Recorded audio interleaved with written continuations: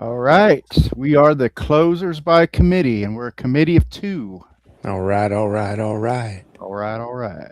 Not baseball related or podcast related, but I got to bring this up. I was watching women's curling yesterday, and Well, of the course you had to bring Japanese that up. the Japanese team and the US team were shaking hands before the match, and they're going through just greeting each other, and then right toward the end, this Japanese girl turns around and says, "All right, all right, all right." Nice. It's Nice. hilarious. Turn that around. Yeah. Well, that's a good thing that you're researching curling when baseball season is right on the horizon here. The Mm. teams have reported to spring and spring training. I think today was the first day for a lot of teams. Um, but this is our first episode of Closers by Curling Committee. has actual matches going on right now. Well, that's true. Are you going to take a position against the World Baseball Classic again, or Yeah, fuck that. fuck that shit? Because I saw Paul Skeens is pitching in that, right? Yeah, Yeah, he's pitching for Team USA. I mean, that's the Pirates have to be a little bit nervous about that. I don't know. It's all MLB. Yeah, I was just it took me off guard when you took that position last year or 4 years ago now, I guess, because typically you're kind of a fan of international baseball. You like it seemed like in previous years, I don't want to put words in your mouth, but I thought that you really kind of rooted for the Israeli team one I year. don't even remember an Israeli team. Yeah, I forget who there was a couple big leaguers on that team. It was kind of interesting, but anyway, but that's neither here nor there. What we're going to do this, we're going to break it down into four phases, right? We're going to lead off with the news, and then we're going to have a section of the show that we call bottom of the third, which is where the game's kind of settling in, and your opener has already been taken out of the game for a series of about 5 or 6 relievers. And then we get to middle relief. That's where you get to your short relievers, a bridge to your short relievers, I should say. And that it's going to be more of a pop culture oriented section. And then finally, we're going to end the program with our big feature, and that's always be closing, where we take a look at the most interesting battles in baseball, which of course are the closer uh, battles that are going on that are so critical, not only to real baseball but to fantasy baseball, which is going to be ever present on our minds. Fantasy baseball is definitely a theme that's going to be interwoven into this fabric of a Yeah. podcast. Steals and saves. That would have been another good name. Steals and saves, yeah, yeah. Steals and saves. But that okay. So we'll save that for our fantasy section because I do have some thoughts because we have some new categories in our league that we want to talk about. But let's go ahead and start with just some news. I think the biggest news that came out of today. Have you heard this, Aaron? Tony Clark is planning to resign as executive director of the Players Union. I saw the headline. I didn't read any details. Yeah. There's all kinds of speculation going on. One is that this could be related to an investigation into misuse of licensing money, but there's also this page six story where he's having some sort of relationship with his sister-in-law. So I don't know. I don't know, man. Yeah, but the weird part about it, of course, is that this is the last year of the current CBA, and they're going to, the players are going to be basically headless going into this last year. I mean, I'm They'll sure, have it. They'll have somebody in charge. I mean, yeah, I'm sure they'll have somebody in charge. But this guy's been around for I don't know 20 something years in his capacity. So too long, maybe. yeah, it's either it's a strange time for this to happen, or it's just the right time, like you said, because we're Yeah. getting ready to do a new CBA.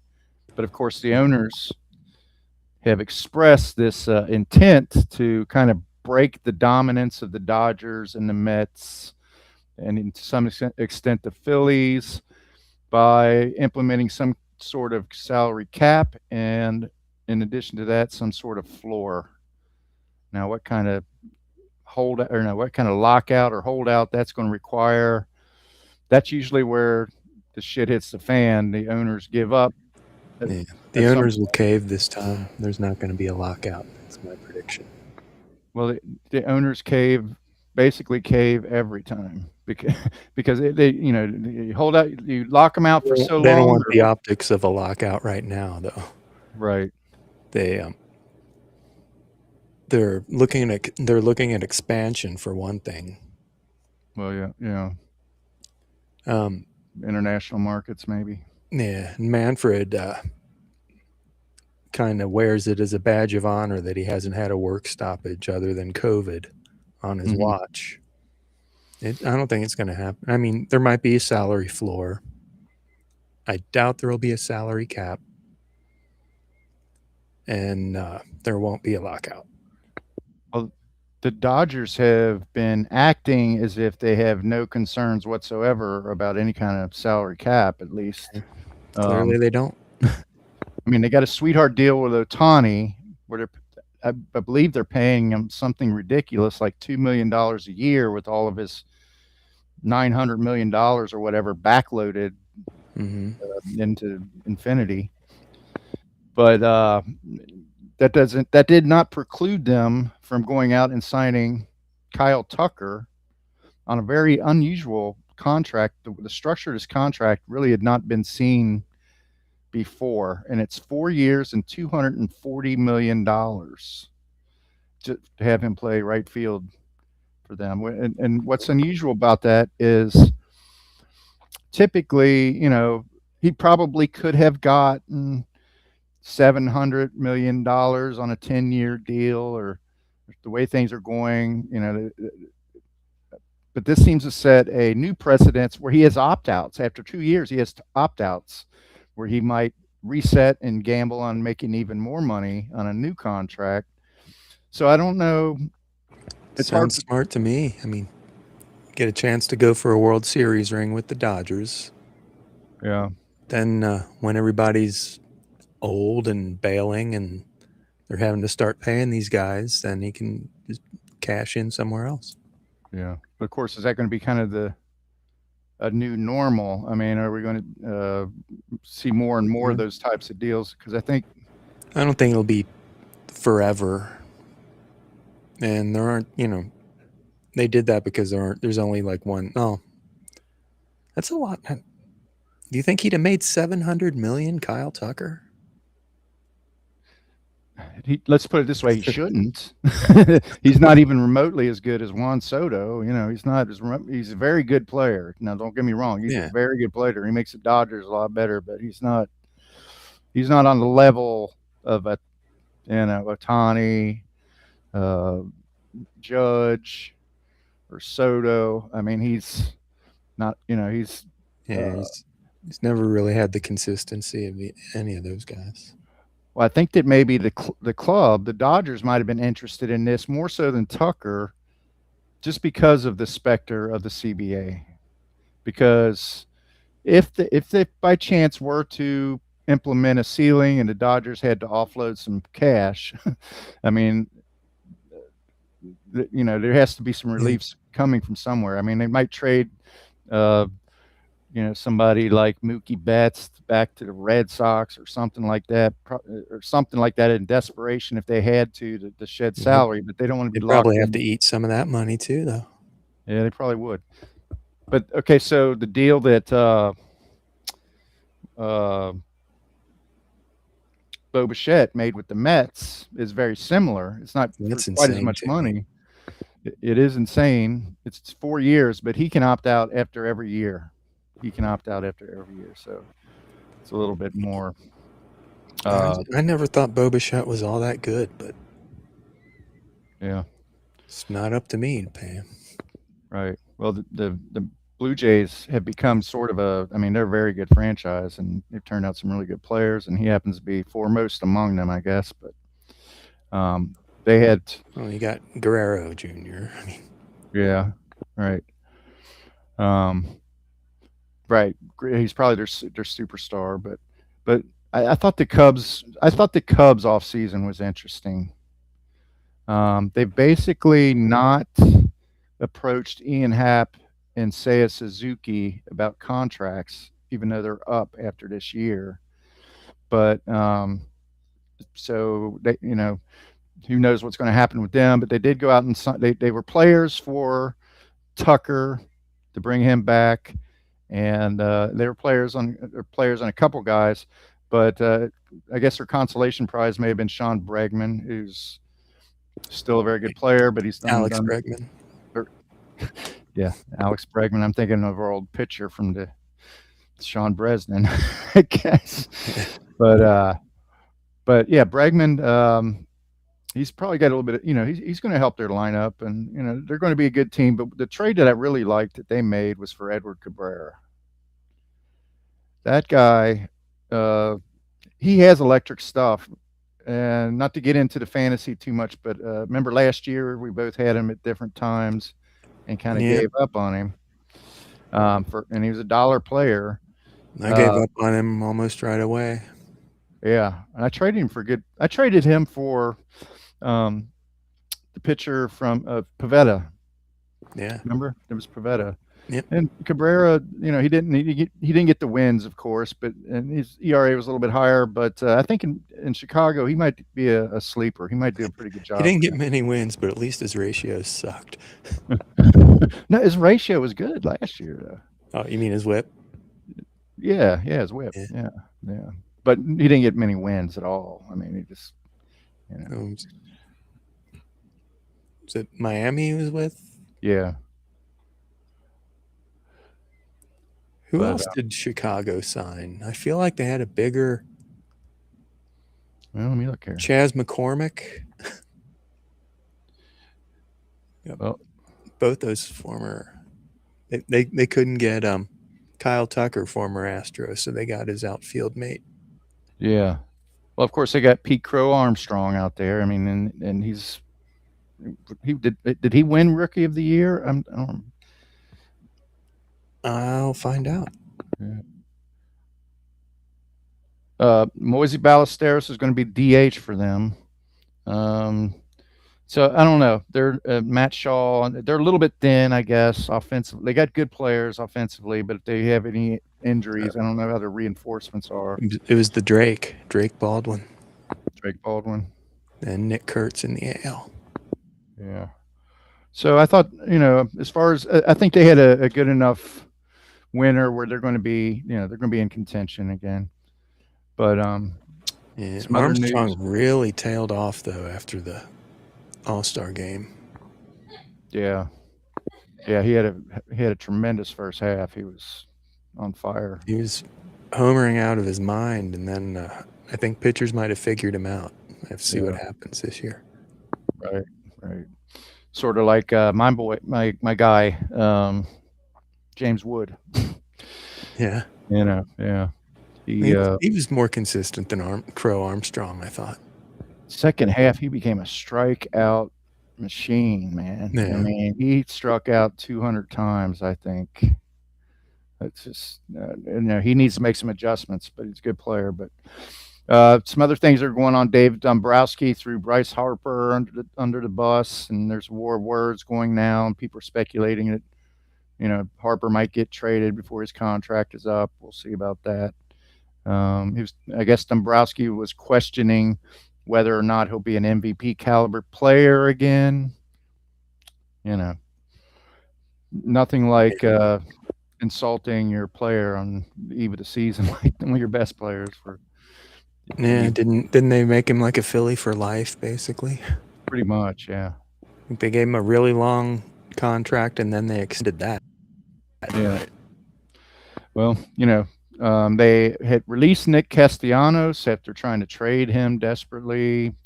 Would have paid his salary for somebody to take him, which basically they couldn't do that, but they wound up getting stuck with it anyway, and Padres picked him up for the league minimum. He could help. I think the Pirates had a really good off season. That's kind of painful to say so because they have the pitching already in place to be, they have a very good young pitching staff, and if they can score a few more runs, they're going to be much improved, I believe. And the Reds signed Gino Suarez for a reunion. Yeah. We'll see. I like the Thunder in the middle of the order, but it's not going to help with the strikeout problem. No, That's not at all. So people need to temper their expectations, or as a Reds fan, I guess. But so in the AL, I kind of I just think they finish ahead of Pittsburgh and behind everybody else in the division. I don't know. Yeah, I don't know. Sorry, I I don't mean know. ahead of St. Louis and behind everybody else in the division. Yeah, St. Louis is a shit show right now. They're looking for outfield help, and they're just kind of for one time in my life, they're twisting in the wind a little bit. So Yeah, first time time. since the 70s. Yeah. Yeah, better enjoy it, I guess. But AL news. Did you want to go over some of those, or you got? I want to look at some of Pittsburgh's moves. Okay. So who did they add? They've got Marcell Ozuna, Yeah. Brandon Lau, O'Hearn. He's a good hitter. and Ryan O'Hearn. Yeah.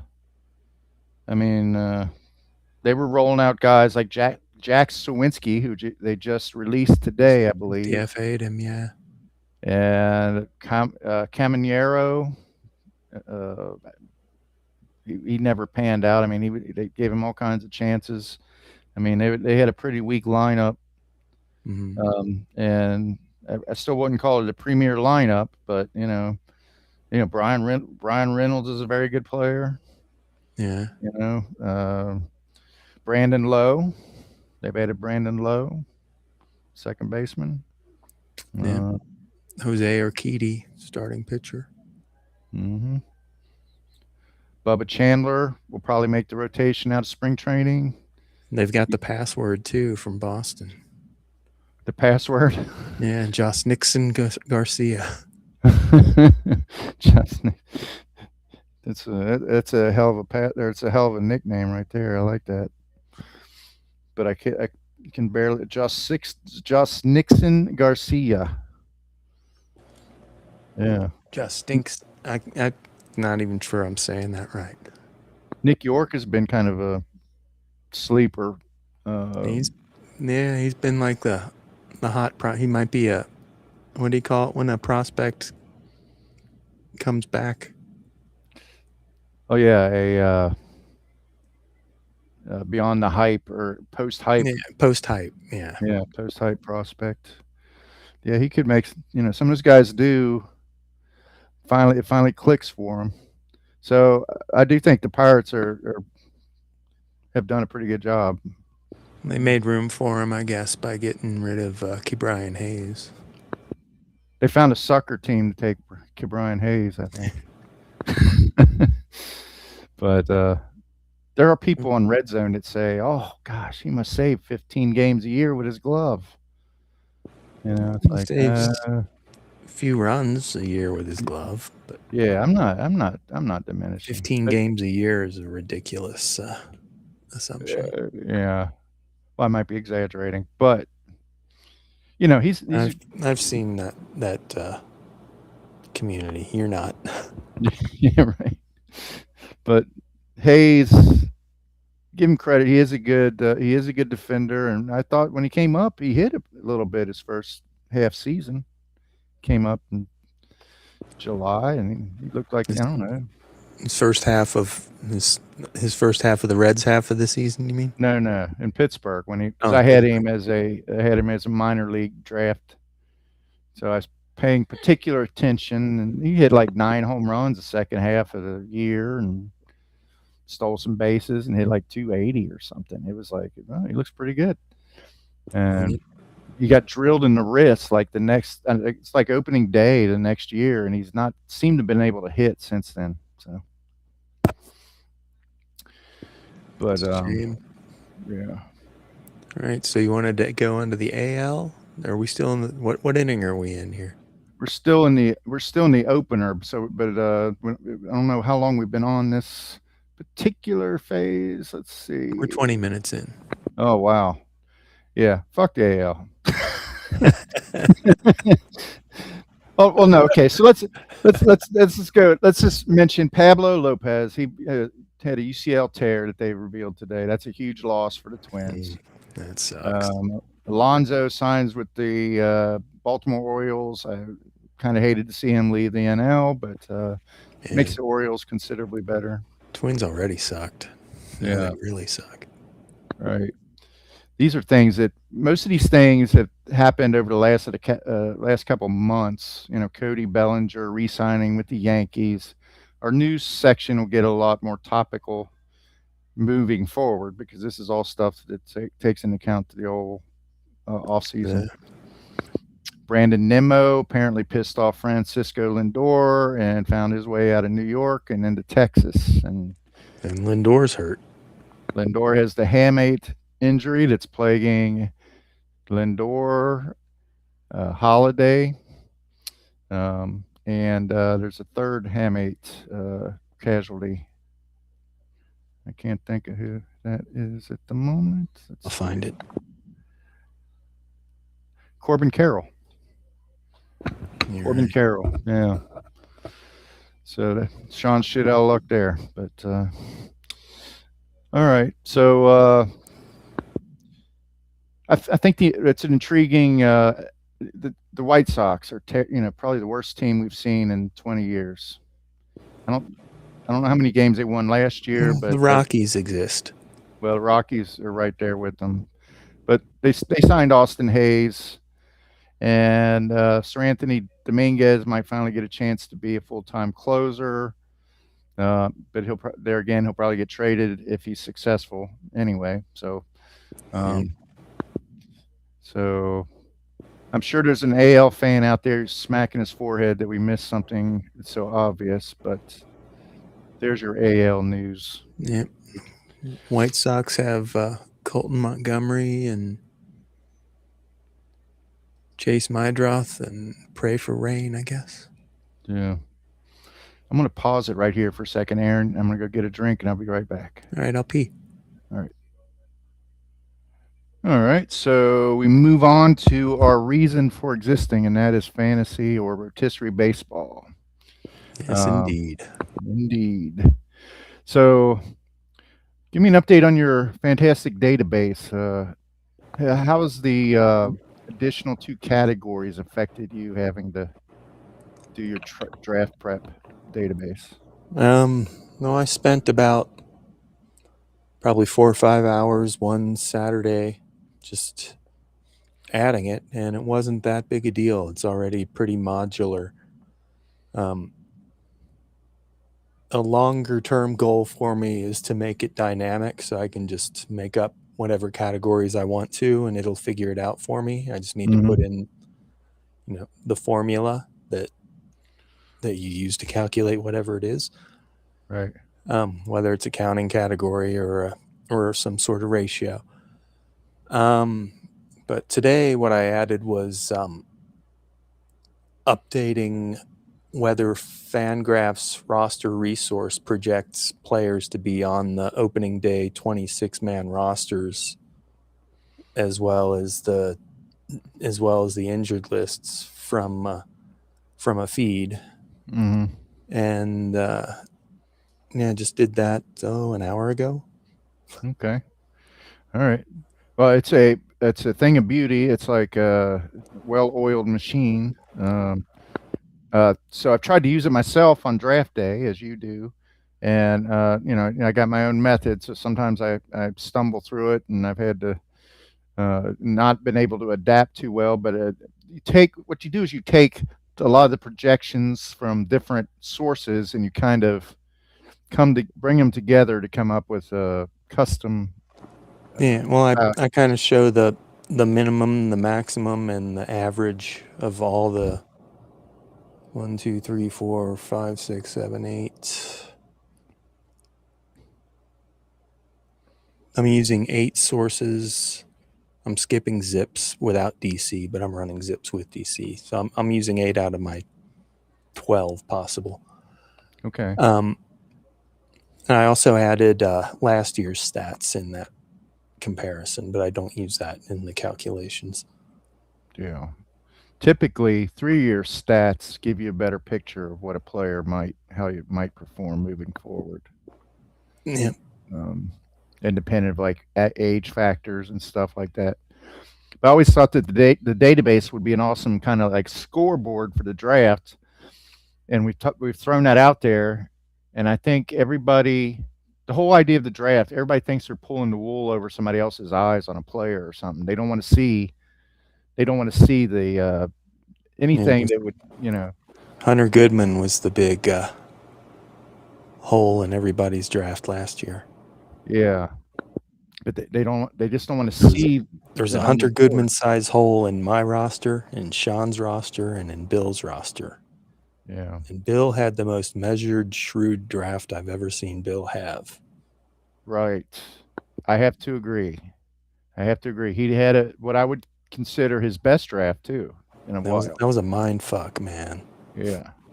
I think he had something to prove, and I felt like, that's why I kind of hoped he'd join us tonight to talk a little bit about it. But yeah, people don't know, but he did not like the idea of having keepers, and he really subscribed very heavily to the whole idea that you have scrubs and then you have stars.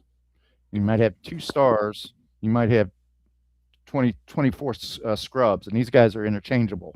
So that's sort of a simplistic way to put it. But he took particular joy in cutting down his roster, and he's just very animated and fun guy they have around. But I feel like he really played it serious last year, trying to prove something. So I'd say he won the draft. Yeah, he didn't win the league though. Well, maybe we'll twist his arm to come on, because he does like to do podcasts occasionally. So I was hoping he'd be here tonight, but anyway, what do you think? How is it that Sean always ends up in contention, if not winning the league? He's the most disciplined of the drafters. Yeah. He won't reach beyond his number. And I've heard you say this before, that it seems that you look at reaching for a player to be like the biggest failure potential failure you could make, or mistake you can make, right? In a draft, if you spend too much of your finite draft dollars on one guy, if they don't. Yeah, but okay, I agree with that. If you have 25 players and you've overpaid on 14 of them, you're screwed. Yeah. But if you need a closer, or if you need somebody to steal bases in order to bolster a category where you perceive yourself to be deficient, I feel like maybe you can go over a little bit if there's a scarcity of that. If you go over too much, though, it's gonna be a 1-year guy for you. Yeah, but when you look at Sean's rosters, typically at the end of the season, you'll see a lot of $1 and $2 guys that are collecting saves or stealing bases or contributing to categories, and he's well under the value of those players. So that is probably the underlying reason. He's got Ivan Herrera for $1, Robbie Ray for $1, Trevor McGill for $1. Right. But identifying a junior for $2. Identifying who those players are at the end of the draft is the biggest challenge of draft day. Well, making sure you have that money at the end of the draft is the biggest challenge of draft day. Yeah. It kind of all goes, yeah. It all kind of goes together, but yeah. And it's my opinion that everybody in the league is much better at identifying talented players at that point than ever. Maybe not to Sean's level, but so it's pretty competitive. The difference between, like, I wound up finishing second, but I climbed from like 6th. I was like in 6th or 5th, maybe in August, mid-August. So you leapfrogged a lot of people, but you didn't stand a chance at catching Sean. I didn't, but in the back of my mind, I knew I didn't, but I was like, this is what we're playing for. You know, we're Yeah. playing to try to win. So I felt good about it. I felt good about catching Bill, especially since he Yeah. drafted so well. He had that draft. Yeah. Um, but it was a fun season. But looking forward to more. We're changing to that 5x5 format. How do you feel like that? How do you feel that affects the league? I know that you've worked it into your spreadsheet, but Yeah. as far as your strategy, It's not, I mean, not really any different than before. There's just two more things you got to keep track of. Make sure that you get your Ks for your pitcher and your runs for your offensive players. And typically, your stolen base guys are also going to get you a lot of runs. yeah. In my case, Shohei Ohtani, I think he led the league in runs. Well, yeah, I would not doubt that. There are players, you know, that will contribute in just about any category. You know, and he's one of them. Yeah. But Well, he's the one of them when you come to pitching and hitting. yeah. But when we name this closers by committee, my thinking was the closer has always been like the missing link. You're You always gotta have overpaying or chasing or lamenting. Yeah. yeah, or somebody has one and they're holding that player hostage for your, you know. Oh yeah, they got a shitty team but one good closer. And they Yeah. So the world is always King's trying ransom. right. So I've done that actually. I'm guilty. yeah. It's a commodity that you gotta have. Even though, you know, you might say I'm gonna punt batting average. I'm not gonna give a shit as long as I have guys that hit home runs and steal bases. I'm gonna punt batting average. But even if you do that, by dumb luck, you still might end up fifth or fourth or fifth in batting average or something, just out of dumb luck. But if you punt saves, you know you're punting 12 out of 48 points, right? Not Or anymore. 80, not anymore, because and that's what I'm getting to. Now that we have the strikeouts and the runs, that's going to diminish. Actually, the it's value. 11 out of, right? Yeah, 11 out of my math's terrible here, but 22, 40, 80, Yeah, 80 something. yeah, 11 out of. It would have been 88. Now it's what? That's not right. 11 out of 88. Yeah. But now that you hit, it's 80 something. Let's Okay. But now that you have the strikeouts, that's going to lessen the impact of the closer ever so slightly. Yeah, but closers do get a lot of strikeouts. Typically they do. Yeah. There are some guys. But it's going to increase the value of some pitchers that aren't going to get wins. Mm-hmm. Some starting pitchers and middle relievers. Right. So that's going to affect everyone's strategy going into the draft this year. The one thing I wanted to mention is that there are some good online auctions if people are interested in a preview. Basically, there's the Labor National League only draft, which is February 28th through March 1st. It's online. We'll try to add links as those become available. It's LABR, the League of Alternative Baseball Reality. Yep. And then there's Tout Wars, and that's held March 14 through 15. And that one might even be better because it's closer to the end of spring training, and teams will have formed their rosters a little bit better by then. So usually Labor and Tout both have mixed and AL only and NL only. Yep. So auctions. Yeah, on Roto's changing from 4x4 to 5x5, getting with the times, does kind of make our league more compatible with other leagues. It's Yeah. that 5x5's really become the standard. We're still Yeah. stuck in 1984. Right. We were playing there's a version of the Reds called the 1869 Reds. They play the Barnstorm around here to this day, and they play by those rules, Hmm. like no gloves, underhand pitching, bases are different distances. That's what we're playing or have been Yeah. playing. I think they had a game at Doral Field. Yeah. Over you were with me. We just happened upon that one day, right? Just I think I saw it online. it was like I came upon it accidentally. I drove up to it and I'm like, "What the hell is this?" Because it was like it was more crowded than just a softball game or something. And I saw him that day. But Awesome. yeah, but we'll be talking more about the that and the Lebowski draft, which we'll be doing here shortly too, Yeah. in coming episodes.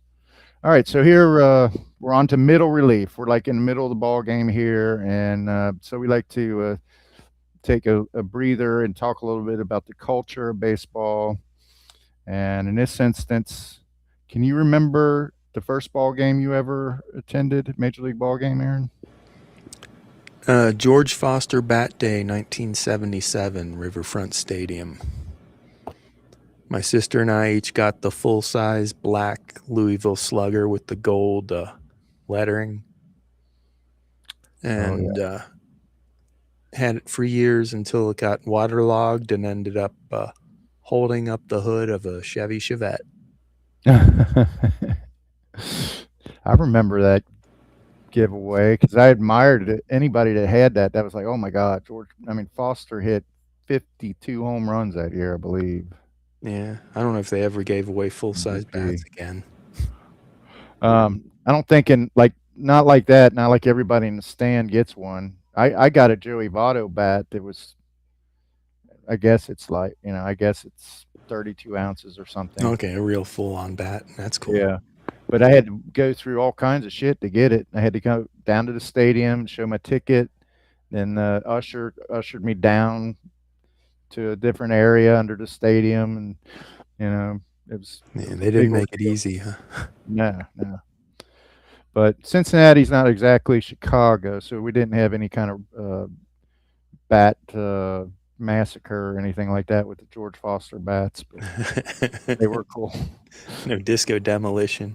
No, I think if I recall, it seemed like that was his trademark. You didn't see players. Most players had the natural looking wood. Yeah, like a Louisville Slugger. But Foster Kind had of this true. black He bat. was his black bat was like a trademark. Mm-hmm. Yep. Ken and I have met him a couple times down there at the ballpark. He's an ambassador, so he's always down there. He's really Still the Reds home run leader for That's single a good season. question.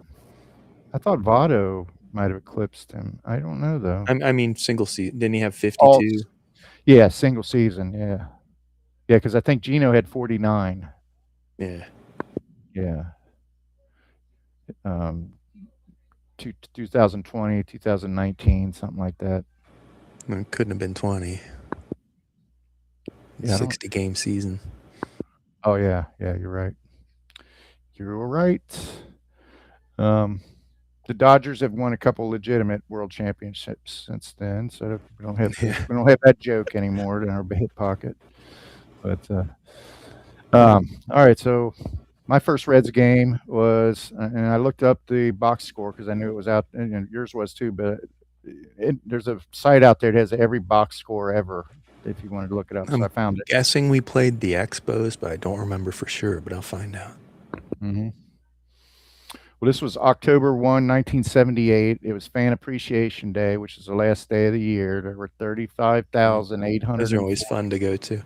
Yeah, because of giveaways. Giveaway. I think in the end they might give away a truck or something. But there's 35,840 people there. Reds won 10-8 in 14 innings. Tom Seaver started and pitched 8 innings, a 3-run baseball, struck out 8. The Reds had just acquired him. I guess it was 77. It was a mid-season trade in 77, I think. but he was still a very uh, top line pitcher. He was still an ace pitcher for sure at that time. But we're just getting ready to go, and Atlanta came in and scored 5 runs in the ninth off Pedro Bourbon. Sweet. So Bourbon was kind of like a rubber-armed reliever. He's a good innings eater, but he's an example of a close. Well, he wasn't really a closer, but he didn't get a lot of strikeouts. He wasn't on his game that day. So we sat back down, and there were 5 more innings to go. And Foster had hit a homer earlier in the game, and then he ended it in the bottom of the 14th with a 2-run homer. So taking that, and Foster was my favorite player at the time, but taking that, and Johnny Bench had hit a grand slam earlier in the game, and it was a very memorable game for that. But what was most memorable about it was just visiting the ballpark. I'd never been to it before, and the AstroTurf was not faded or anything. It was like a pool table, like a brand new pool table green. And what I loved about the stadium was that you could walk around the stadium and never lose sight of the ball game.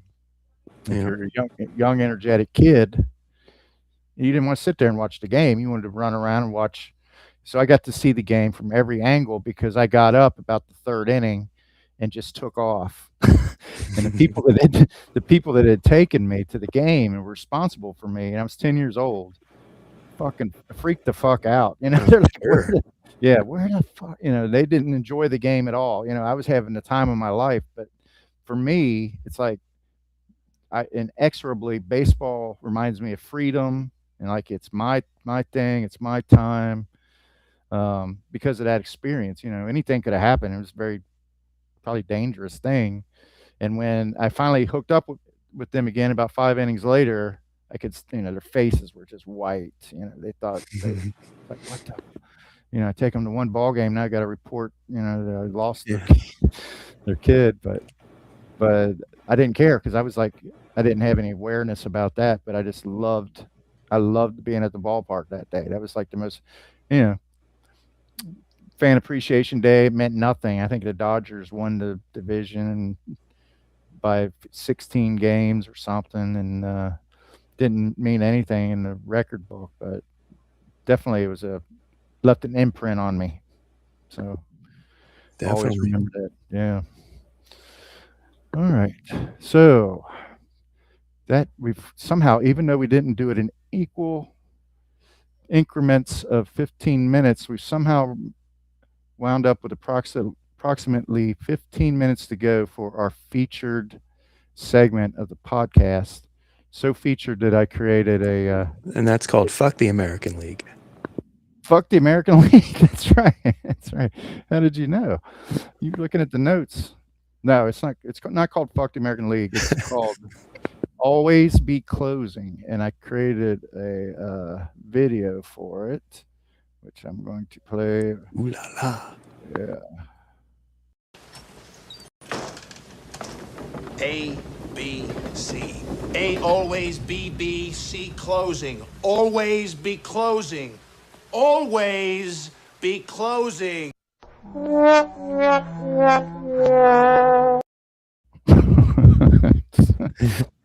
So, I don't know. What do you think? Yeah, man.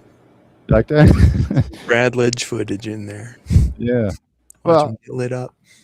I mean, because that's the nightmare scenario for a closer, of course, is serving up a game winner like that.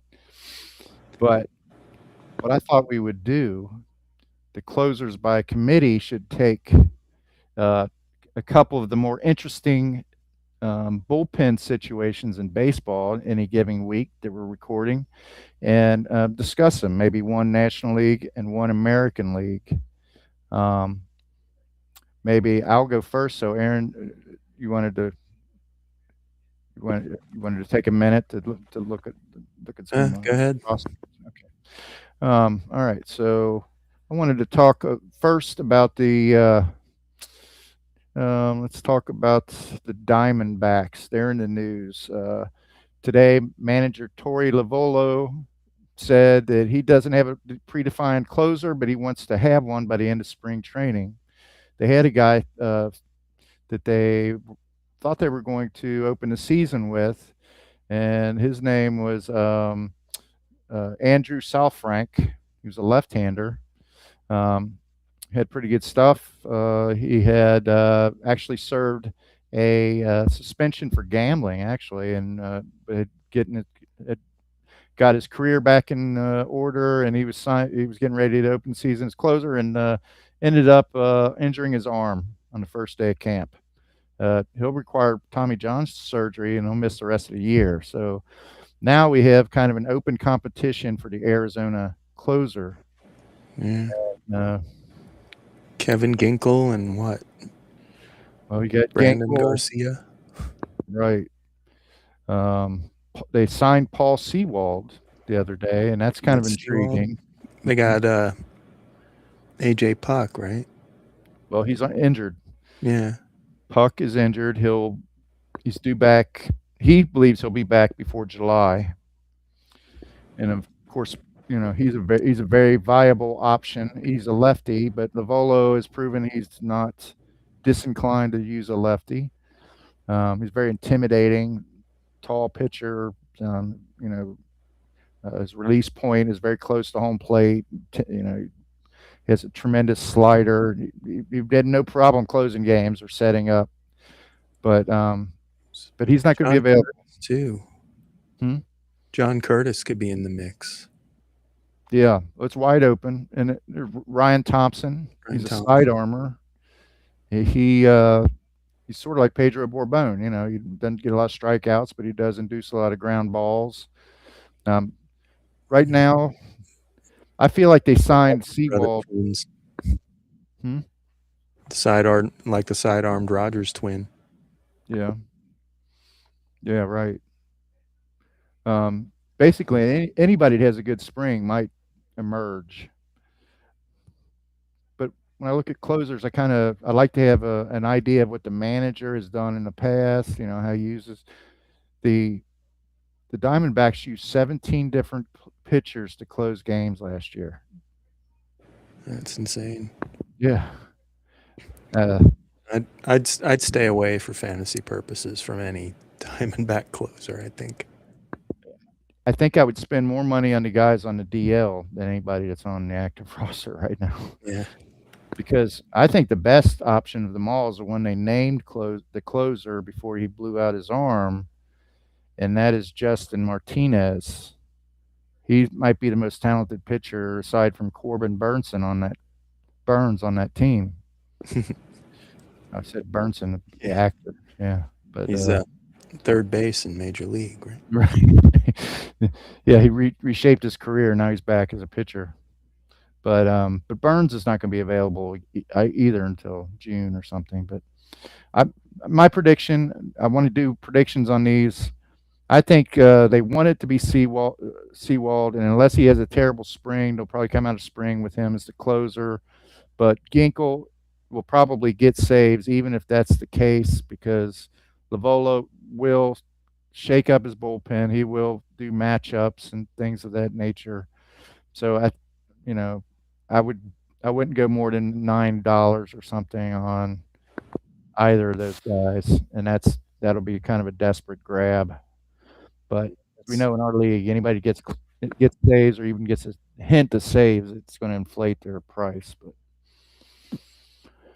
yeah, can throw these guys out there to soak up some auction dollars. Mm-hmm. So you got a team? There's several to look at here. Washington looks like a up in the air kind of shit show. Mm-hmm. So they got Ferrer went to Seattle, right? He was their closer last year, and they got Harry Ford, which is awesome. But now they're stuck with Cole Henry, PJ Pauline, and Clayton Beater, none of whom I know much about. Yeah. I was surprised they traded the incumbent. Yeah, just Ferrer. because I know that you want to. They're in full rebuild mode right now. They also traded their starting lefty, their ace. Can't think of his name. Mackenzie Gore. Yeah, Mackenzie Gore. So they're in full rebuild. They know it's going to be a long season, but it's so. Farrar was doing a really good job, and it's like you can always trade him mid season, probably maybe even get more for a guy like that. And it's so demoralizing to lose games. You know, when you win so few games, it's demoralizing to lose them when you have a chance because of a blown save. So Yeah, but Harry Ford is he's supposed to be a big deal of a prospect. Gary Ford, okay. Yep. I must admit I don't know a lot about him. I'm assuming he's got a big fastball and some sort of. I think he's named after Harrison Ford. Oh, that's not bad. I'd take it over Huey, I think. Okay. Well, yeah, Washington. So apparently, so that's who you're predicting? Maybe might be the long term answer. Harry Ford. No, he's a catcher. Oh shit. Okay. That's who they got for Ferrer. Okay. It's always be closing. Yeah. But I mean, it was worth getting rid of Ferrer potentially if this guy's all he's cracked up to be. Yeah. I don't know, Closer Monkey says Clayton Beater. So I'll go. I think Roster Resource said the same thing. Okay. Okay. So.